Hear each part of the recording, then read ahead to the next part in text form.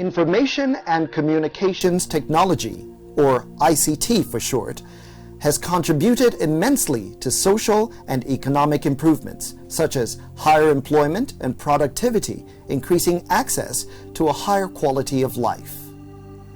ICT incorporates electronic technologies and techniques used to manage information and knowledge, including information handling tools used to produce, store, process, distribute, and exchange information. It is therefore no surprise that the Tertiary Education Trust Fund considers ICT an indispensable tool not only for its internal operations, but as an active contributor to its paradigm shift.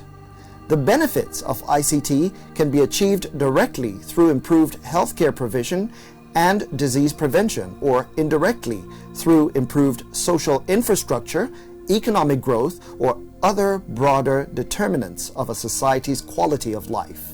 The concept of knowledge economy is inextricably linked to ICT. ICT, if properly designed and implemented, can generate many positive outcomes. TETFund's Executive Secretary, Professor Suleiman Elias Bogoro, and his technical assistant on research and development, Dr. Popola Mustafa Ayo, explained the relevance of ICT in development of content in Nigeria's public higher learning institutions. Globally, we have no excuse whatsoever but to strengthen our intervention and funding of ICT facilities for us to migrate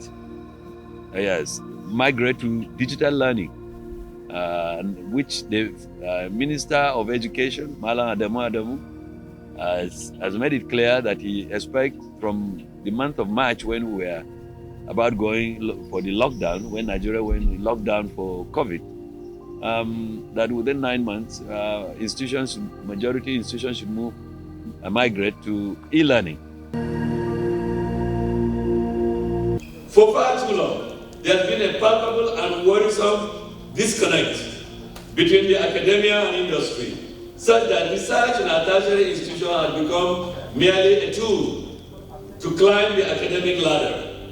For industry, it was more convenient to shop for innovations and the results of research findings in other climes outside the shores of Africa. This unpatriotic and unproductive orientation offends one of the United Nations Sustainable Development Goals, which identifies traditional and indigenous people at the center of development. It must be acknowledged that the administration of President Muhammadu Buhari has taken many significant initiatives in providing a framework for the development of science and technology by mainstreaming it into our national development strategies. That is the way to go, because the level of investment by governments in the innovative research and development, as well as education, determines the global competitiveness of their economies.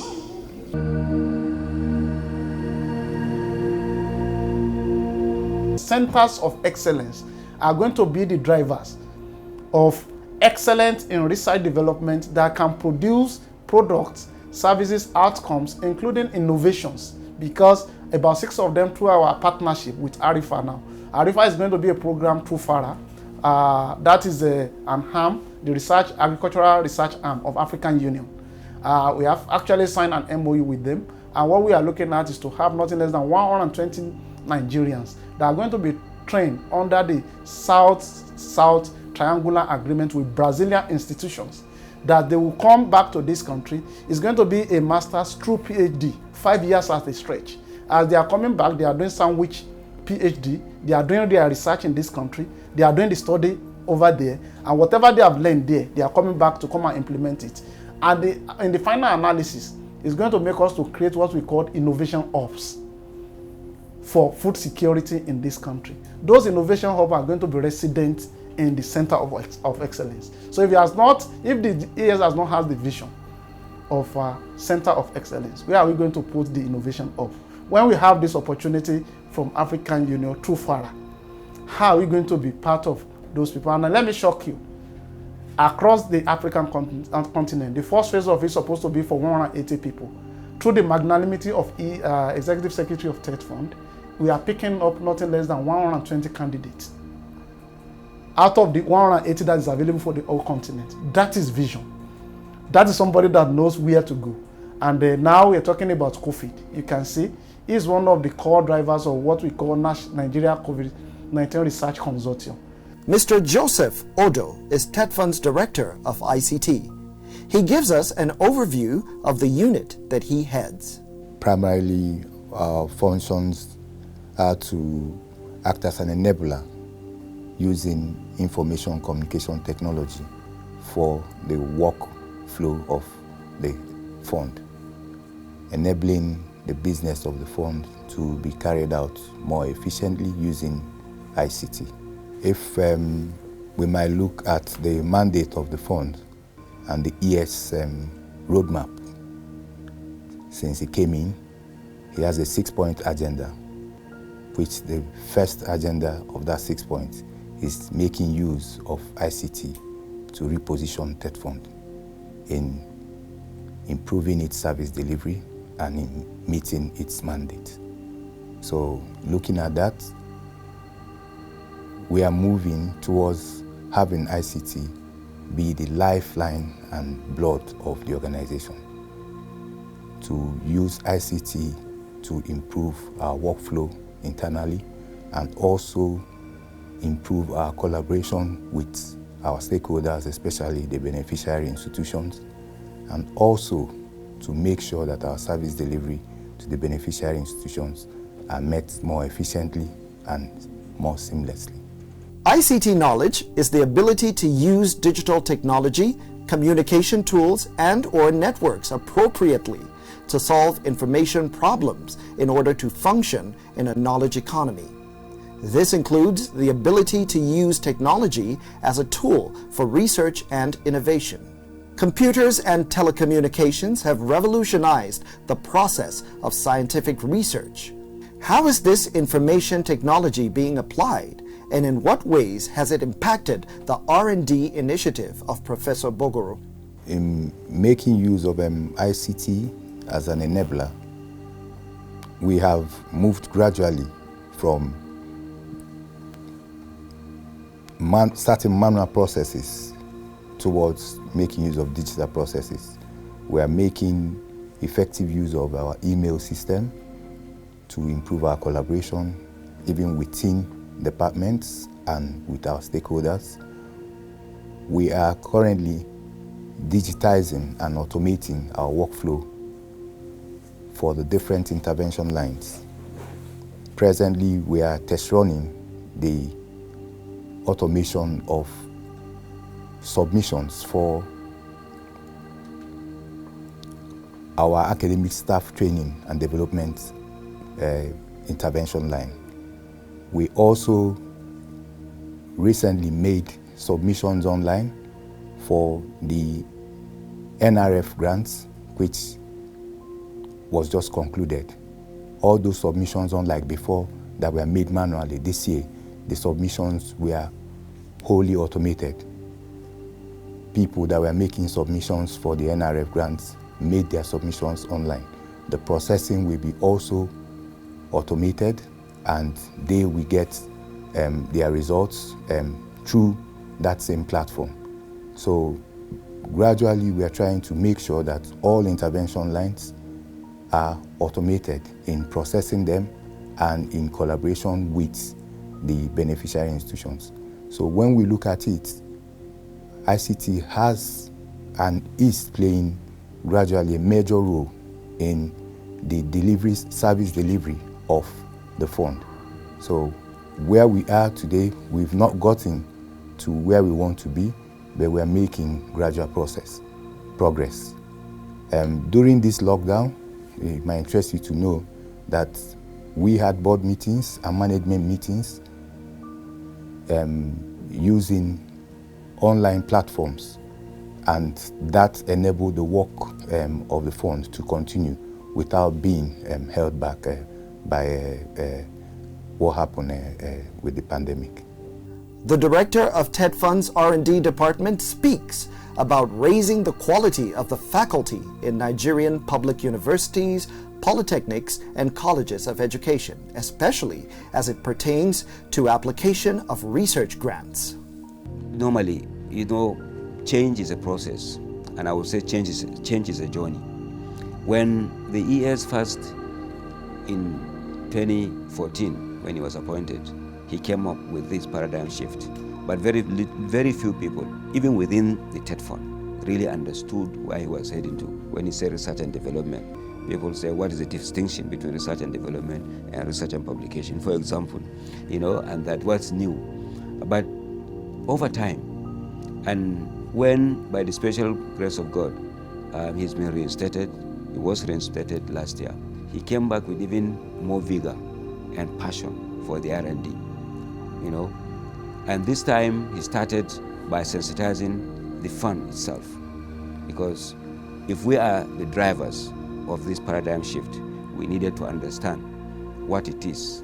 And he helped us to really, through engagements and series of engagements and advocacy and sensitization, we are able to understand his vision of this R&D paradigm shift. That's one. Secondly, he also engaged other critical stakeholders, especially the university system and the polytechnics, as well as the colleges of education. He started a committee that had an interface between the university administration, the research administrators, and the fund, and we together came on the same page. We were able to understand the vision, and also not only understand, we were also able to appreciate this vision. Next, he made sure that he made substantial allocation for research, for problem-solving research, the NRF in particular. Before now, the fund had only about, let's say, 3 billion naira for almost 10 years for problem-solving research. But in 2019 alone, he was able to recommend to the BOT, and it was approved by Mr. President, that we got 5 billion naira for 2019 alone to fund problem-solving, cutting-edge research across the country. And as a result of that, we were able to fund 128 research proposals.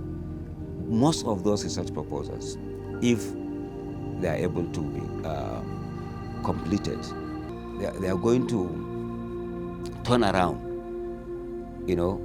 the research in this country. There are a lot of, especially about 40% of the research proposals we funded have to do with research in pharmaceutical areas, in medicine, in climate change, in security, and so on and so forth. So the idea is, at the end of the outcome, at the end of it, the outcomes of those research will lead to further upscaling of their research findings, and also, to some extent, we'll be able to patent and even begin to commercialize and sell our research outputs to the world. Yes, and in 2020, the ES has again recommended to Mr. President through the board and the Honorable Minister, and it was approved. We have upscaled our research grants, again, allocation from 5 billion to 7.5 billion naira.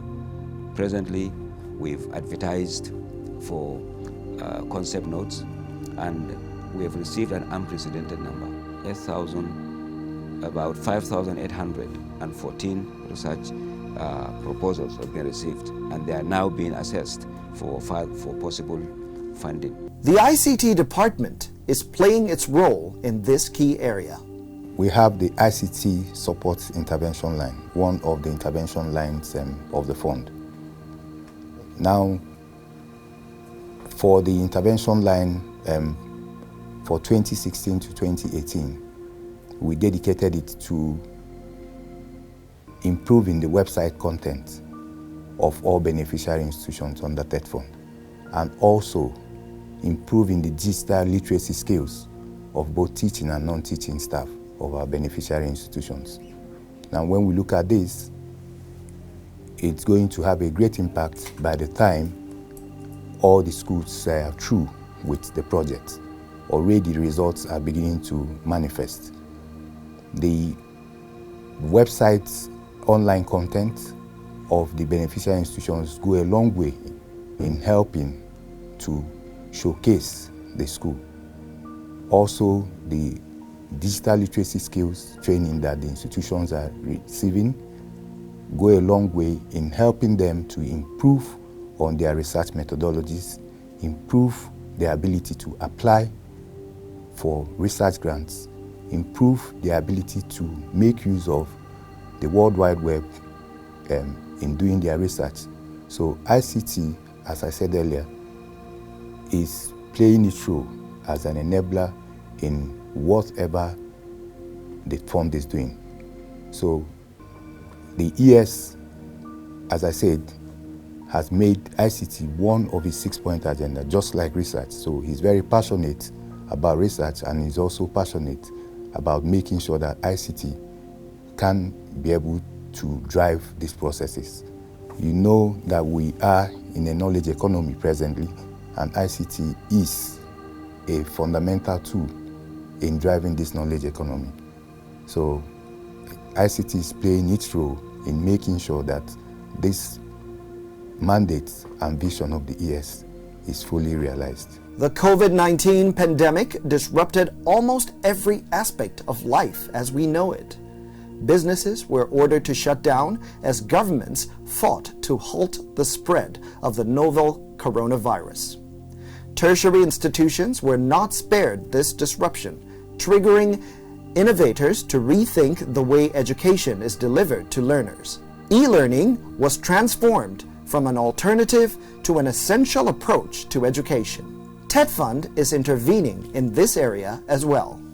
Among the numerous trainings that are being carried out, some are being done by the research department and some are being done by the ICT department. We are currently training them on the ICDL certification track.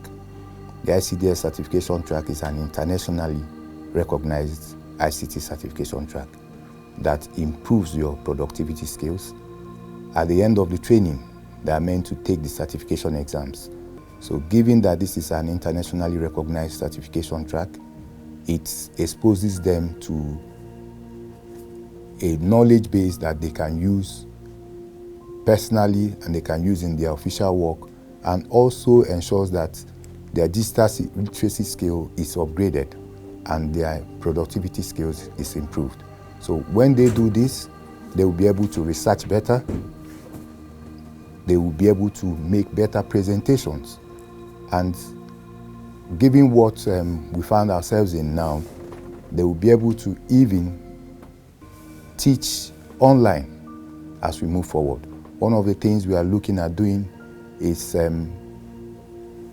creating an online platform for the beneficiary institutions, whereby they will be able to teach the same way they are teaching physically now for their students. And already this background training is going to help them to get into the online learning platform when it is eventually developed.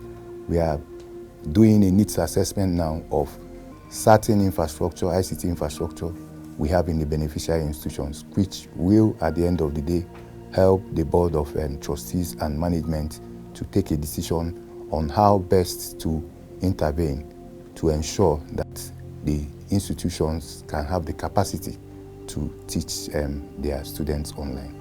Mr. Odo narrates the journey of ICT interventions so far. As I did mention earlier, we are working towards for this current year to see how TETFund can intervene to enable institutions have their own online learning platforms, especially our beneficiary institutions. We can see that a lot of the private tertiary institutions didn't experience that much of a disruption compared to the public tertiary institutions. So, and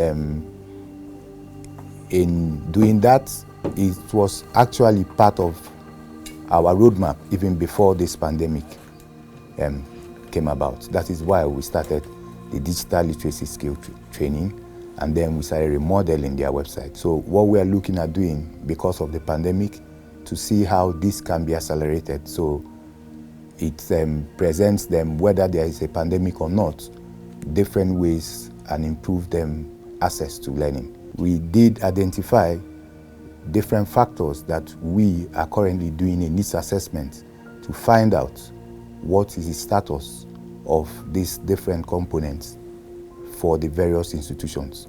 And this will be able to help us in intervening specifically to see how these institutions can come up to speed on their online learning system. So some of these factors include data access to the students.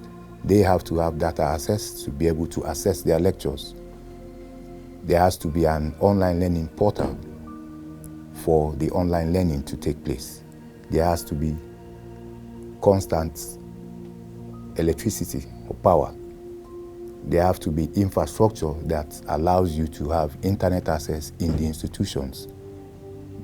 The lecturers have to have capacity for delivering online learning, teaching. So some of these factors are the things that we've identified, and we are currently doing a needs assessment for the beneficiary institutions to find out where they are according to these factors, so we can see what we have to do to accelerate the intervention for them to become effective in using online learning systems for their institutions.